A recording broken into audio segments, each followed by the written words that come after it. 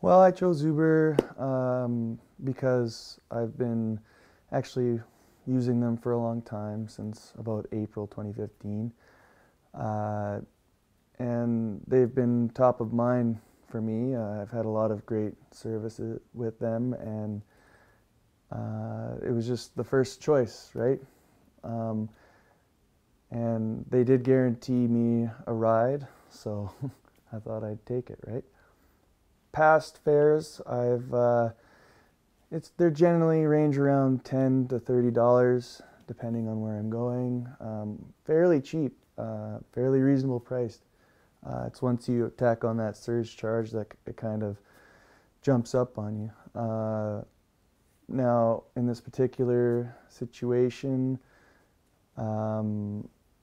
using past experiences of a similar trip at a surge time, I spent about $77 on a ride, and so I kind of expected about the same. Now, the complicated issue here is that the initial fare that I had requested was only to a short distance away. So when I got the estimate, it was a close distance. It wasn't overly expensive, and I didn't have an idea of the overall price of what it would cost. Once we got to the first destination, the original fare, I was unable to change it in my phone, so I wasn't able to get an idea of what that actually cost from the short distance from where I was at the wedding to the first stop.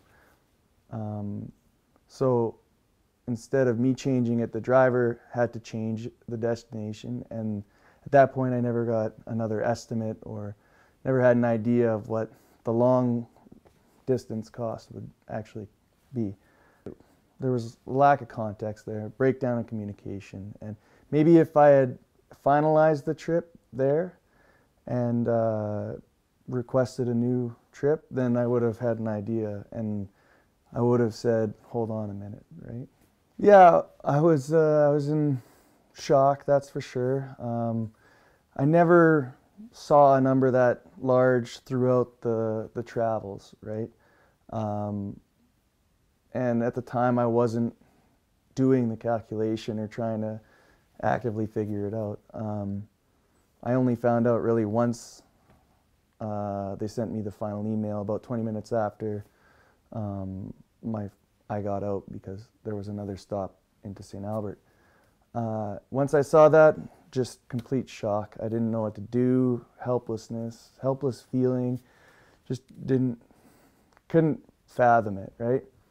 Beyond that, I did feel kind of a need to do something about it and just get the word out. So that's what I've been doing. I did email Uber immediately, and they explained to me their surge pricing and the requirement for it, and I'm well aware of that now, and even then I was aware of why they're doing it.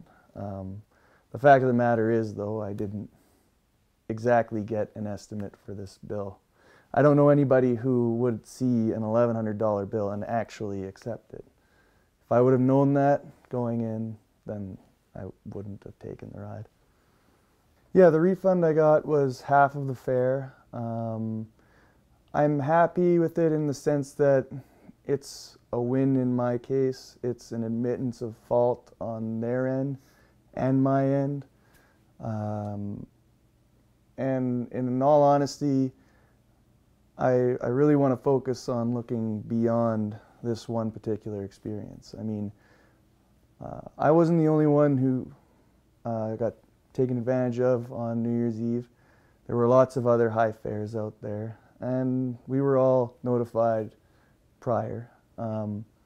However, that doesn't excuse the fact that this is an unbelievable price, and it just emphasizes the need for some sort of regulation or cap or a change in Uber's system somewhere so that people in a vulnerable state don't get taken advantage of like this, right?